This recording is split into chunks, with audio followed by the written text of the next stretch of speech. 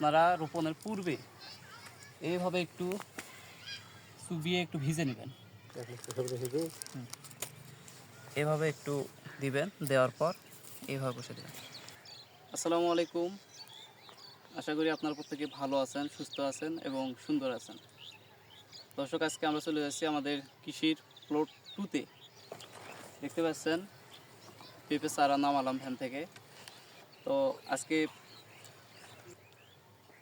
সময় সুযোগ করে আমরা জমিটা প্রস্তুত করলাম, ঘিরে মাদাগুলো ঠিক করে চারা নিয়ে যাচ্ছি। পেয়ালা একদম শেষের দিকে, হয়তো বা সম্পূর্ণটা দেখাতে পারবো না, 2-1টা গাছ কীভাবে রোপণ করতে হয় এটা আপনাদেরকে একটু ধারাবাহিকভাবে দেখাবো। অবশ্যই শেষ পর্যন্ত ধৈর্য ধরে দেখবেন। আপনারা অনেকেই পেঁপের চারা রোপণ করার পর মরতেছে, ঢলে পড়তেছে, বিভিন্ন রকম সমস্যা দেখা দিচ্ছে, যেটা আপনারা সলভ করতে পারতেছেন না। আশা করি আজকের ভিডিওটা দেখলে কিভাবে রোপণ করতে হয় এবং সঠিক পরিচর্যাগুলো দেখতে পারবেন। আর এখানে সবথেকে একটা মজার কথা, যেটা আপনাদের পেঁপেতে একটা কোর্স করার মতো ভিডিও আমি পার্ট বাই পার্ট দিব। আপনারা প্রথম থেকে শেষ পর্যন্ত ধারাবাহিকভাবে ভিডিওগুলো দেখবেন, তাহলে অবশ্যই উপকৃত হবেন আশা রাখি। ধন্যবাদ, আপনারা শেষ পর্যন্ত দেখুন।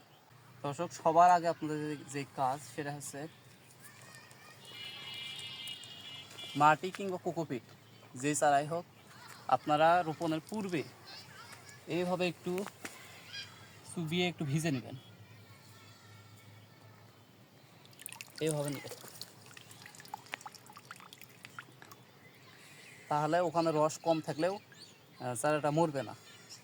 এভাবে আপনারা চুবিয়ে নেবেন একটু, তো পুরা চারা না, শুধু গোটটা। কোকোপিট হলো কোকোপিটেরটা, কিংবা এটা মাটির হয় মাটিরটা।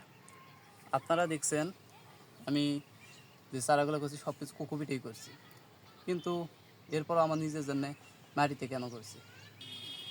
সবাই কোকোপিট কথাটা যে শোনে তারা পাগল হয়ে যায়, মনে হয় কোকোপিট আপনার জাতটাকেই চেঞ্জ করে দেবে, কিন্তু এমনটা নয়। কোকোপিট জাস্ট একটা মিডিয়া। যাদের মাটি থাকে না তারা কোকোপিট ব্যবহার করে, কিংবা যেই মাটিতে রসটা থাকে না সেখানে কোকোপিট ব্যবহার করা হয়। কিন্তু কোকোপিট ব্যবসায়ীরা এমনভাবে আমাদের মাথায় এটা ঢুকিয়ে দিছে, মনে হয় কোকোপিট ছাড়া হয় না। তো আপনারা আমার ভিডিও পর্যায়ক্রমে দেখবেন, আসলে আমি করতে পারি কি না পারি, সম্পূর্ণটা আল্লাহর দান। কিন্তু আল্লাহর দান বলে আমাদের চুপ করে থাকলে হবে না, আমাদেরকে মেহনত করতে হবে, তবে আল্লাহ আমাদেরকে সঠিক জিনিসটা দিবে। আমার এখানে চারাগুলো একটু দেখাও, ক্লোজলি দেখাও। সমস্ত চারাগুলো মাটির হাতে করা আছে। মাটিতে যদি আমরা করি তাহলে এই চারাটা মরে কম, কিন্তু কোকোপিটে করলে ম্যাক্সিমাম মাটিতে দেওয়ার পর অ্যাডজাস্ট হওয়ার আগেই ওখানে গ্যাস করে বিভিন্ন সমস্যা ধরে মারা যায়। কাজেই আপনারা যারা সর্বপ্রথম শুরু করবেন, আপনারা চেষ্টা করবেন যাতে চারাটা মাটির হয়। এছাড়া আপনাদের ইচ্ছা বিভিন্নরা করতে পারেন, আমি যেহেতু দেখাচ্ছি বাদ বাকিটা আপনারা নিজেরা বুঝার চেষ্টা করবেন। চলে আসলাম, আপনারা যেখানে উঠবেন এটা বেড করে কেউ করবে, কেউ মাদা করে করবে, এক এক সময় এক এক, এটাতে কোনো অসুবিধা নেই। চারাটা বসাবেন কীভাবে সেটা হচ্ছে মূল ফ্যাক্টর। এখানে একটু রস করে নেবেন, নেওয়ার পর চারাটা এইভাবে ধরে, এই তো দর্শক একটু কাছে আনো, অল্প চাইলে একটু এরকম ভার্মি কম্পোস্ট একটু ইউজ করতে পারেন।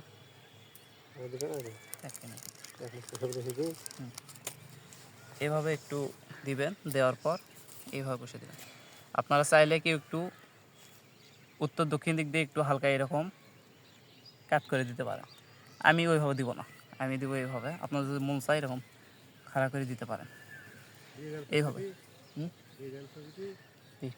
আনা করে দিয়ে ইয়া করি, সাপ দিয়ে আনা করে দিস, তাহলে এইভাবে আপনার একটু কাছে আনো। এই তো যেই এটা, যে চারা যেই মাটিটা, এই মাটিটা একটু সমান করে দেবেন, এটা সমান, এর উপর দেওয়ার দরকার নেই। এটা তো হয়ে গেল। এরপর থেকে আপনার চারাটা রোপণ করার পর এটা সেচ দেবেন, যাতে প্যান্টটা এই দিকে চুপসে আসে এই জায়গাটা ভিজে যায়, তাহলে আশা করি আপনাদের চারাটা মরবে না। সেচটা একটু পরে দিলেও অসুবিধা নেই, 2 দিন পর দিলেও হবে, কারণ মাটিটা তো আপনার মনে করেন যে ভিজিয়ে আনা কথা। তো এইভাবে আপনারা রোপণ করবেন, পুরো জমিটা আমরা রোপণ করবো, অনেক সময় লাগবে আসলে। এরপরে আমি খুব কষ্ট করে ভিডিওটা দিলাম, আশা করি আপনাদের একটু হলেও উপকারে আসবে এই ভিডিওটা। এরপরে আপডেটগুলো আমি ধারাবাহিকভাবে দিব। তারপর সারটা কীভাবে দিব, স্প্রে এরপর একটা দিতে হবে, 2 দিন পর হয়তো বা দিব, সেই স্প্রেটাও আপনাদেরকে দেখাবো। তো শেষ পর্যন্ত যারা দেখলেন তাদেরকে অসংখ্য ধন্যবাদ, এবং যারা সাবস্ক্রাইব করেন নাই সাবস্ক্রাইব করবেন, নয়তো এই ভিডিওগুলো কিন্তু অবশ্যই মিস করবেন। আসসালামু আলাইকুম।